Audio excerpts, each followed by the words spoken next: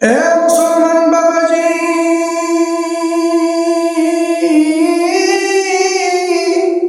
একজন যুবক, মুসলমান যুবক বিশ্ববিদ্যালয়ে লেখাপড়া করে। বিশ্ববিদ্যালয়ে শুধু মুসলমান পড়ে না, বিশ্ববিদ্যালয়ে শুধু হিন্দুরাই পড়ে না, বিশ্ববিদ্যালয়ে খ্রিস্টান মহিলারা পড়ে, বিভিন্ন জাতির লোকেরা বিশ্ববিদ্যালয়ে লেখাপড়া করে। খ্রিস্টান মহিলা দেখতে বড় সুন্দর,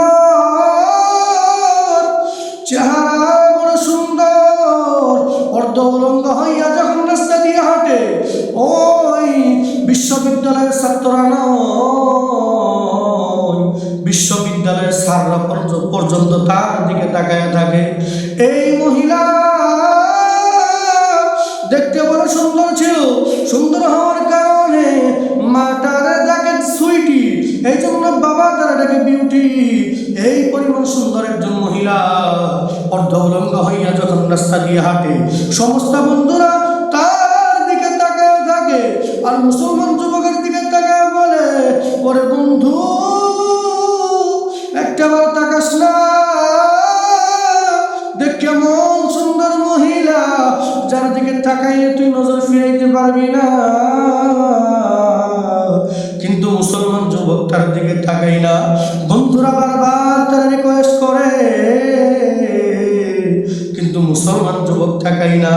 এইরকম বারবার রিকোয়েস্ট করার কারণে মুসলমান যুবক যখন মেয়েটার দিকে তাকাইছে, তাকানোর পরে আর চেহারা নিচের দিকে করে না। এইবার সমস্ত বন্ধুরা ডাক দিয়া বলে, ওরে দুস্ত একটা বার কি হয়ে গেল, একটু আগে দেখলাম তোর ওই মেয়েটার দিকে তাকাইতে বললাম, তুই ওই মেয়েটার দিকে তাকাস না, আর এখন আবার তাকাইছ, চোখ কেন নিচের দিকে ফিরাস না? তোর মেয়েটাকে বড় ভালো হয়ে গেল, মেয়েটাকে নাকি তোর বড় ভালো লাগলো। এইবার মুসলমান যুবক ডাক দিয়া বলে, ওরে দোস্ত তোরা যা ভাবছোস তা না। আমি যখন মেয়েটার দিকে তাকাইলাম, তখন আমার সূরা ইউসুফের কথা মনে পড়ে গেল। আমি মনে মনে কোরআনের দিকে তাকাইলাম, আর মনে মনে বলতেছিলাম, এই মহিলাটা যদি এমন সুন্দর হয়, আল্লাহ তাআলা যদি এই মহিলাটারে এমন সুন্দর করে বানায়, তাহলে আল্লাহ তাআলা আমার ইউসুফ আলাইহিস সালামকে কেমন সুন্দর করে বানিয়েছিলেন। বলেন না দেখি ইউসুফ আলাইহিস সালাম কেমন সুন্দর ছিল, যে ইউসুফ নবীর কারণে জুলাইখার বান্ধবীরা ফল কাটার পরিবর্তে নিজের হাত কেটে ফেলেছিল। কেমন সুন্দর ছিলেন আমার নবী, কেমন সুন্দর ছিলেন ইউসুফ নবী, কেমন চেহারার অধিকারী ছিলেন। তখন বন্ধুরা ডাক দিয়া বলতেছে, ওরে দোস্ত তোর সাথে আর পাইলাম না,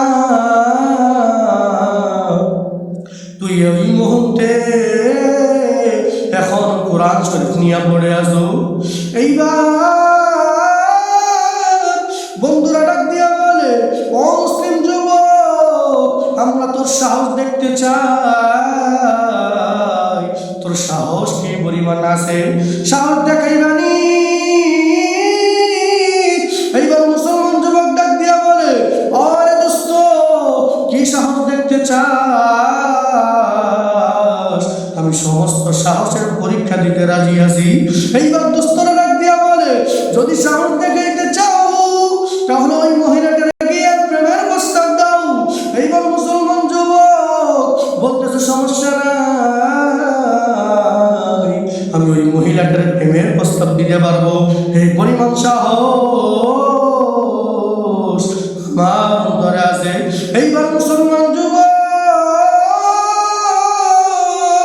সাহস করিয়া ওই মহিলাটার সামনে গিয়া দাঁড়াইয়া মহিলাটার থামাইয়া বলতেছে, ও মিস বিউটি, ও মিস সুইটি, তোমাকে আমার বড় ভালো লাগছে, আমার অন্তরে তোমার বড় ভালো লাগছে,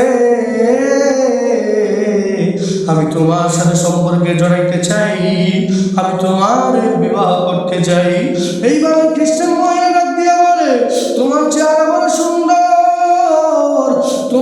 বিশ্ববিদ্যালয়ের 1 নম্বর ছাত্র, তোমার ব্যাপারে আমার কাছে রিপোর্ট আছে, আমার মনে মনে তোমার ভালো লাগে, কিন্তু সমস্যা হইল তুমি হইলা মুসলমান আর আমি হলাম খ্রিস্টান। আমি চাইলেও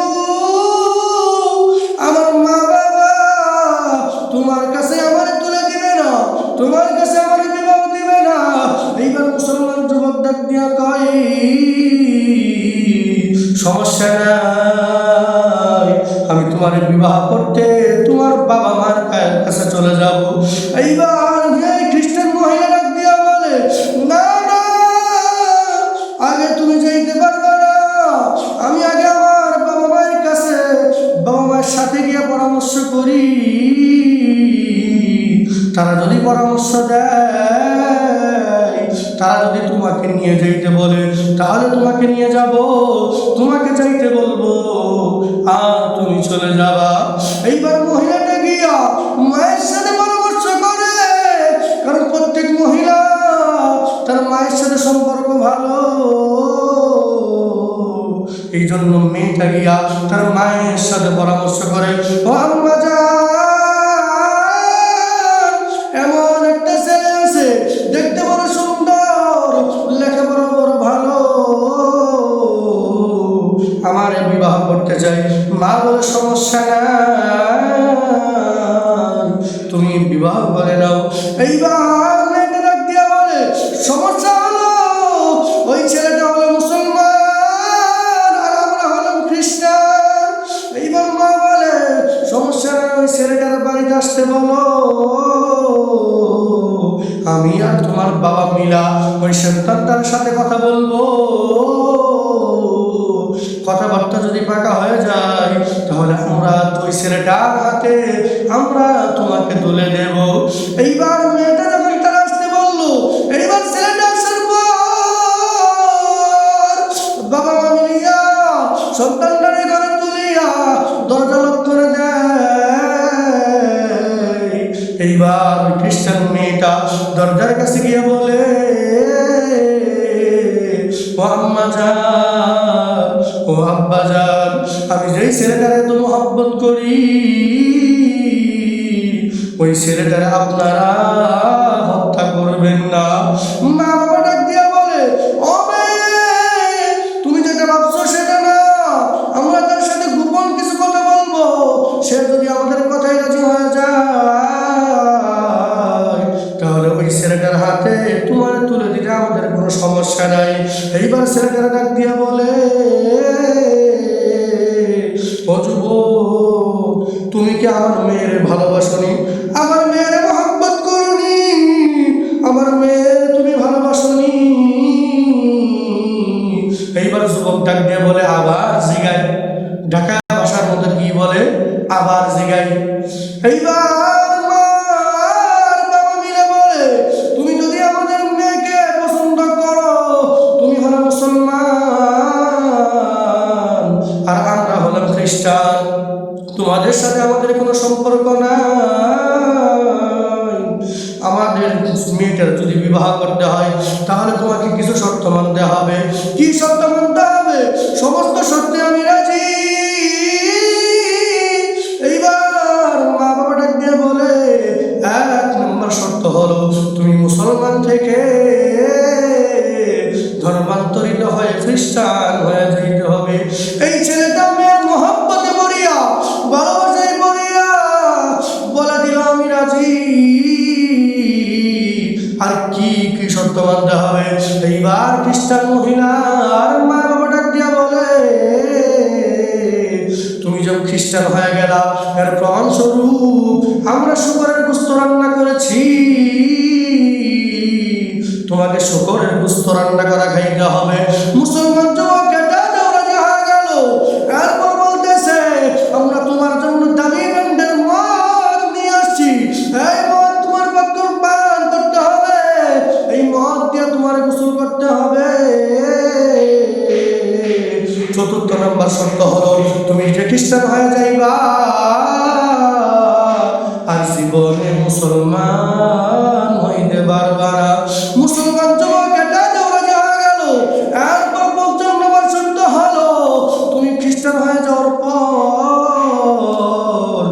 কিছুদিনের মধ্যে আমরা তোমার জন্য পাসপোর্ট ভিসা রেডি করে দিব, তুমি এই দেশে থাকতে পারবা না,